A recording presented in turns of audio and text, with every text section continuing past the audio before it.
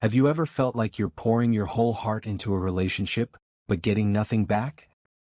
You're always the one texting first, planning dates, or trying to make things work while your partner just goes. It's exhausting, right? If this feels way too familiar, you're not alone.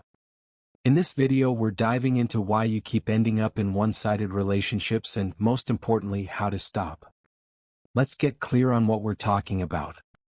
A one-sided relationship is when one person does most of the work, emotionally, mentally, or even practically. You're the one always checking in, making plans, or saying sorry, while the other person seems distant, distracted, or just not that invested. Picture this. It's like you're rowing a boat with two oars, but your partner's just sitting there enjoying the ride. Dr. John Gottman, a super famous relationship expert, says healthy relationships need both people to show up and put in effort. When only one person's rowing, you're not going anywhere great, you're just spinning in circles, feeling drained. This isn't just about romantic relationships either. Could be a friendship or even family ties where you're always giving but never getting back. Sound familiar? Let's figure out why this keeps happening. Okay, so why do you keep getting stuck in these unbalanced relationships? Let's break it down with 3 big reasons, backed by psychology, that are super easy to understand. First up, it might be how you connect with people, something called your attachment style. In the book Attached by Dr. Amir Levine and Rachel Heller, they explain that some of us have an anxious attachment style. This means you really crave closeness and worry a lot about being left or not being enough. So, you might overdo it, texting too much, planning everything, or ignoring signs that your partner's not as invested. It's like you're trying to prove you're worth loving, but that can pull you into one-sided relationships. Second, it could be about how you see yourself. If you struggle with low self-worth, you might think you don't deserve someone who gives as much as you do. Brené Brown, in her awesome book, Daring Greatly, talks about how believing you're not enough can make you settle for less. You might keep giving and giving, hoping it'll make someone love you. But that just leaves you feeling emptier. Third, some of us have what's called a savior complex. This is when you're drawn to people who seem like they need help or fixing. Dr. Scott Wetzler, a psychotherapist, says this often comes from wanting to feel needed. But here's the catch. Trying to save someone usually means you're doing all the work and they're not meeting you halfway. It's a recipe for burnout, not love.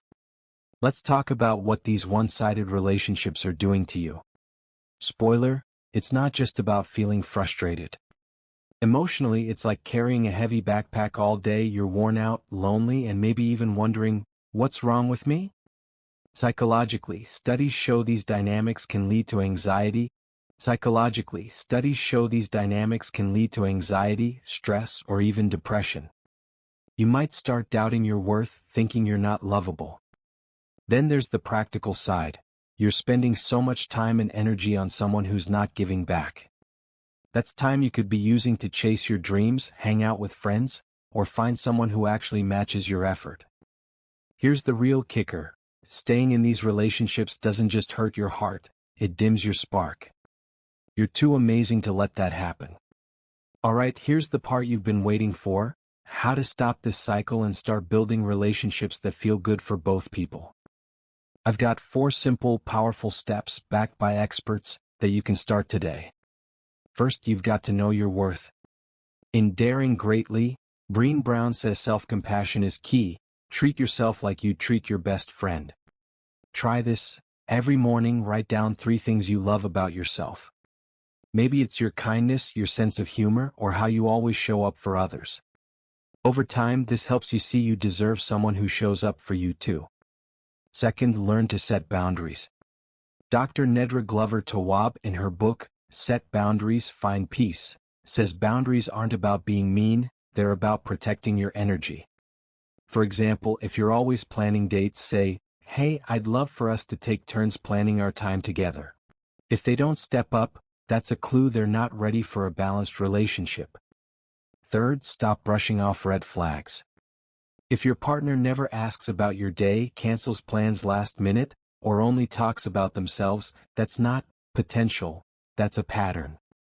People with anxious attachment styles sometimes hope things will get better, but as Maya Angelou wisely said, when someone shows you who they are, believe them the first time.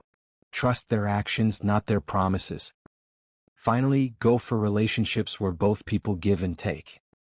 Look for someone who respects your boundaries, matches your effort, and makes you feel valued.